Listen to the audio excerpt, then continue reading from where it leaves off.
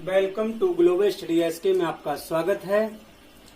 आज हम पढ़ाएंगे class 9th science chapter 3rd और लेक्चर नंबर 1 डिस्कस करेंगे। हम जानेंगे एटम एंड मॉलिक्यूल्स के बारे में, अणु और परमाणु क्या होते हैं इनके बारे में हम पढ़ेंगे।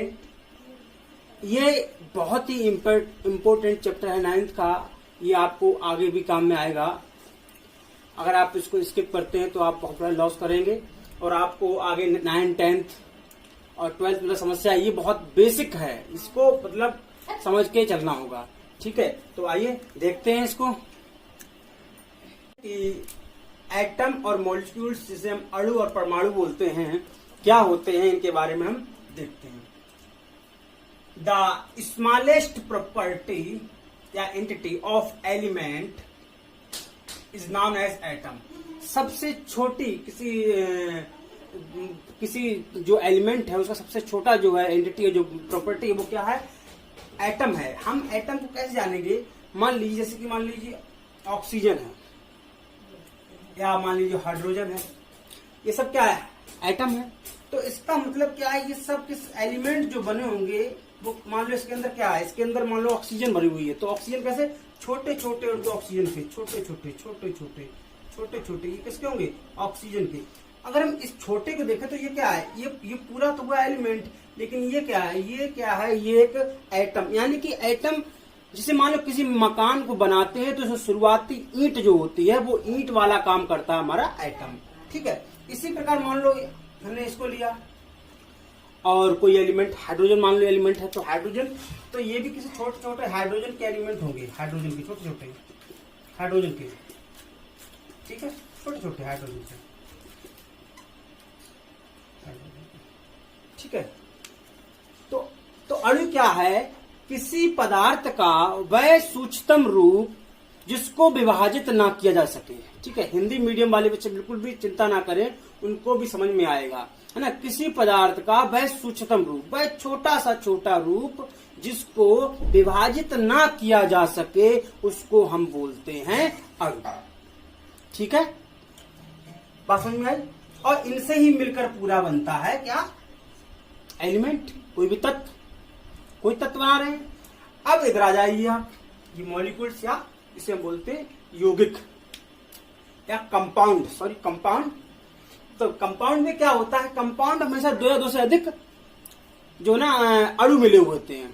ठीक है, आप एग्जाम्पल रूप में जैसे हमने ये दिया था, सॉरी, तो एग्जाम्पल के रूप में इसको भी कर लेंगे। एग्जाम्पल रूप में क्या है? H2O है, या हम ले ले NaCl। ये सब क्या है? ये एक प्रकार के मॉलिक्यूल्स हैं। ठीक है, इनको कैसे समझते हैं? The smallest property of compound is known as molecules. किसी भी जो ना कंपाउंड की सबसे छोटा गुण या स्मॉलेस्ट एंटिटी भी बोल सकते हैं, या सबसे कोई भी यौगिक का सबसे छोटा जो वो है ना गुण है, वो क्या है? वो ही बोलेगा, क्या बोलेगा? उसे हम परमाणु कहेंगे। अब ये क्या है? जैसे कि दो तत्व हमने ले लिए हाइड्रोजन के, और जब हम एक तत्व लेंगे किसके? ऑक्सीजन के, ये ऑक्सीजन के, तभी जाकर क्या बनेगा? जाकर तभी हमारा जाकर बनेगा पानी, H2O, तभी पानी बनेगा। ठीक है, और इसी प्रकार जब मान लो किसी बीकर में पानी होगा, मान लो ये बीकर है, ये बीकर है, इसके अंदर पानी है, तो हम सीधा सा समझते होंगे ये पानी का मतलब क्या है कि इस प्रकार के बहुत से मॉलिक्यूल्स इसके अंदर होंगे, बहुत से H2O के मॉलिक्यूल्स होंगे, बहुत से H2O के मॉलिक्यूल्स होंगे, बहुत से H2O के मॉलिक्यूल्स होंगे, यानी कि हाइड्रोजन ऑक्सीजन के उसमें जो ना यौगिक होंगे। समझ गए आप? Very good. अब मान लो NaCl है, इसमें भी सेम वही बात है। NaCl, एक सोडियम का, एक क्लोरीन का। अगर मान लो कोई भी तत्व हमने लिया है, अगर वो बना हुआ है, तो जाहिर सी बात वो किससे बना होगा? NaCl और क्लोरीन। ऐसे समझाएं आपको, पहले ब्लॉक बना दे, समझते चलिएगा। कोई चीज समझ ना आए दोबारा से वीडियो को घुमा के देख लीजिए, पूरा समझ में आएगा।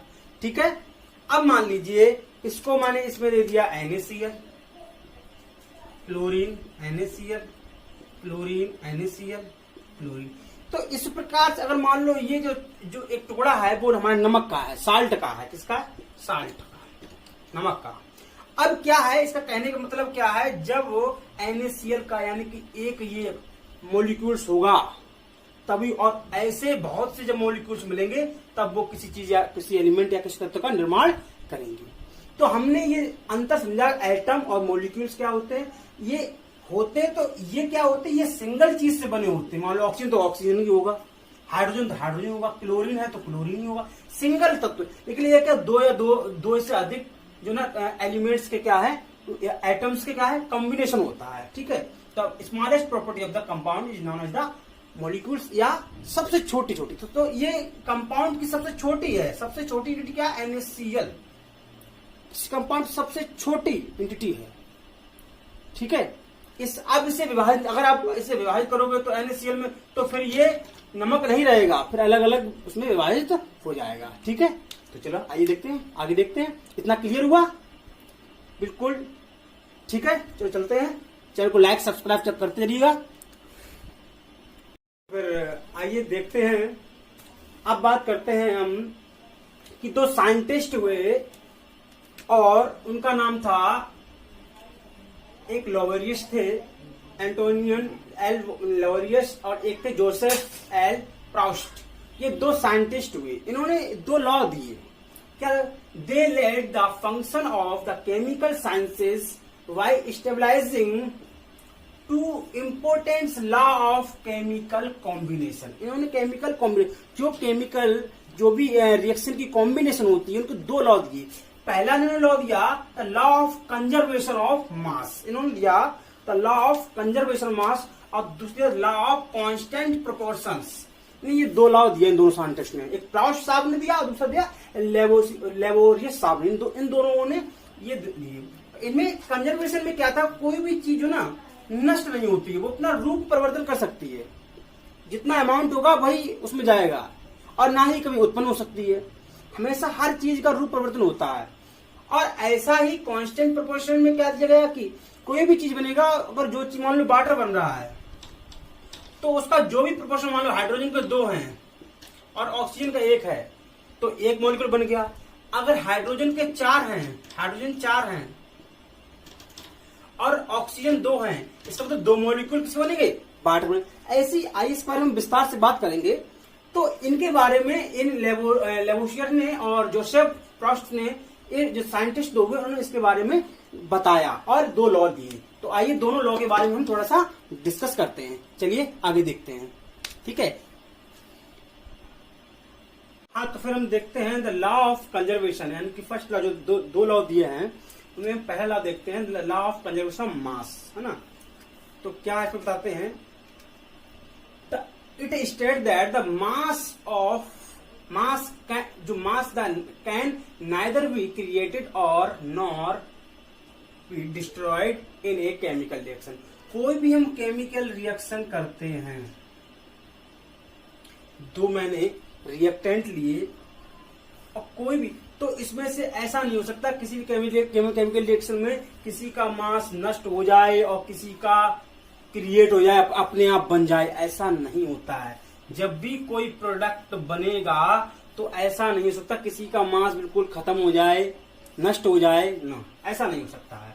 ठीक है, it state that the mass can neither be create, बन नहीं सकता है, और nor destroy in A reaction, किसी भी रिएक्शन में ना तो अपने आप बनेगा ना ही जो बिगड़ेगा, बस उसका रूप चेंज होगा, उसकी स्टेट चेंज हो सकती है।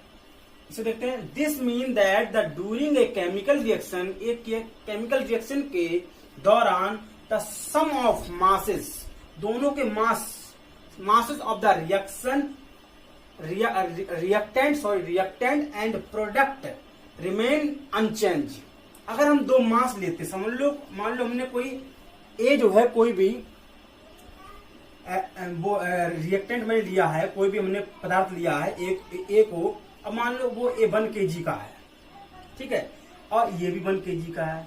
तो रिएक्शन के बाद 1 kg, तो रिएक्शन के बाद जो पदार्थ बनेगा वो जाहिर सी बात है कितना बनेगा, 2 kg। ऐसा नहीं हो सकता है कि ये 3 kg हो जाए, और ऐसा भी नहीं हो सकता है ये जो है 1 kg रह जाए। दोनों को जो रिमेन जो होगा, मास जो होगा, सम होगा, वो सेम होगा। ठीक है। अगर मैंने लकड़ी जलाई, लकड़ी जलने के बाद थी तो 1 किलो लकड़ी, और जलने के बाद राख बन गई, वो रह गई है 100 ग्राम। कैसा ये क्या, ये तो कम हो गया? ऐसा नहीं है। इस रिएक्शन में एयर बन के कुछ पार्टिकल्स चले होंगे, अलग अलग तरीके से एयर में, और बहुत से रूपों में चेंज, ऊर्जा के रूप में, बहुत से मॉलिक्यूल्स ऊर्जा के रूप में, अलग अलग रूप में इधर उधर चले गए होंगे। अगर इनको हम एक रिएक्शन को सेम रूप से अगर देखें तो ये कभी चेंज नहीं होते। हमेशा मास हमेशा हर चीज का सेम ही रहेगा, कोई चेंज नहीं होता है। ठीक है। तो हमने देखा law of conservation. Conservation law कहता है कि कोई भी पदार्थ ना तो उसे हम बनाया जा सकता है, ना ही उसको नष्ट किया जा सकता है।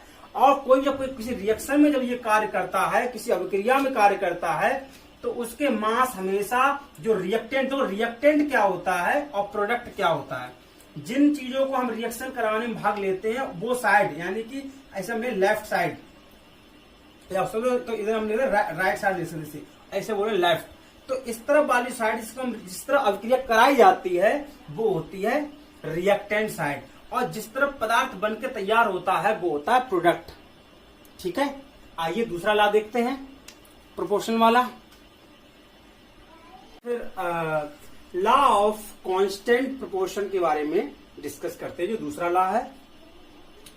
तो इसमें क्या कहा गया है, इसमें कहा गया है it state that in a chemical substance the elements are always present definite proportion.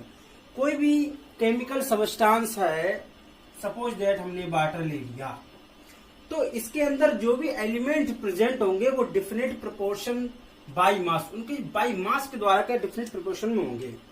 जैसे कि मैंने ये लिया हाइड्रोजन और ये हो गई ऑक्सीजन। आप जानते हैं हाइड्रोजन के 2 होते हैं और ऑक्सीजन के 1 होते हैं। क्या वाटर में, देखो वाटर की बात हो रही है यहाँ पर, ये नहीं क्या जगह होते हैं, पानी की बात हो रही है। अब इसमें क्या है, इसका जो मास होगा वो क्या होगा, 1 म्यू। ये क्या है, ये एक यूनिट होती है, इसमें मास को नापते हैं, आगे हम करें इसके बारे में। और इसका होता है 16। अगर हम इसको देखें तो इसमें 2 मॉलिक्यूल होते हैं, इसका होगा 2, ऐसे कितने हो गए 16।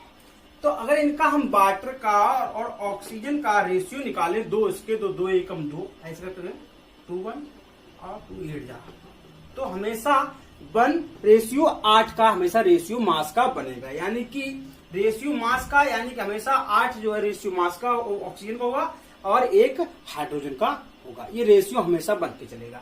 चाहे हम कोई भी, चाहे हम इसके 4 मॉलिक्यूल ले लें, किसके, वाटर के, तो इसमें भी कहानी सेम चलेगी। अगर हम 4 ले लें तो आप देखते हैं इसके 4 हो गए हाइड्रोजन के, 8 हो गए। ठीक है। और इसके हो गए 4 ऑक्सीजन हो गए। ठीक है। तो आप जानते हो क्या कितने हो जाए, यहाँ पर 1 होता है और ये कितने हो गए, 4 दूनी 8 हो गए, यानी कि 8 इसके हो गए। और इसके कितने हो गए 16, और 16 चौकू 64, 24, 64 और 8 इसके। ये क्या म्यू क्या है, 64 म्यू। जब हम इसका अब इसे रेशियो निकालेंगे तो 8 1 जा 8 और 8 8 जा यानी 64। तो रेशियो जब कोई सा भी ले लो तो रेशियो 1:8 का ही आएगा। आप मेरी बात को समझ रहे हो, हमेशा पानी का रेशियो यही रहेगा। आप चाहे फिर वो आप समुद्र का पानी हो, नदी का हो, तालाब का हो, किसी का भी आप अगर ले लेंगे तो रेशियो उसका यही वाला आएगा। हमेशा ये जो दिया गया है ये वाला ही रेशियो आएगा। तो ये 2 लॉ थे और इनको हमने समझ लिया। The element are always present in definite proportion by the mass. कोई भी एलिमेंट है, कोई सबस्टांस, केमिकल सबस्टांस है, उसमें जो एलिमेंट होंगे जिनका मास होगा डिफिनिट प्रोपोर्शन में होंगे। I hope you understand. ठीक है, आप समझ गए। तो आप मेरे चैनल को लाइक सब्सक्राइब कर दीजिएगा और बेल आइकन को जरूर दबा दीजिएगा ताकि जो भी नए वीडियो बनाए वो आपको तुरंत प्राप्त हो सके। और हमारे चैनल को जुड़िएगा और ग्लोबल स्टडी एस के परिवार से जुड़ने के लिए आप चैनल को सब्सक्राइब जरूर कर दीजिएगा और अपने दोस्तों को शेयर करिएगा। Thank you, bye.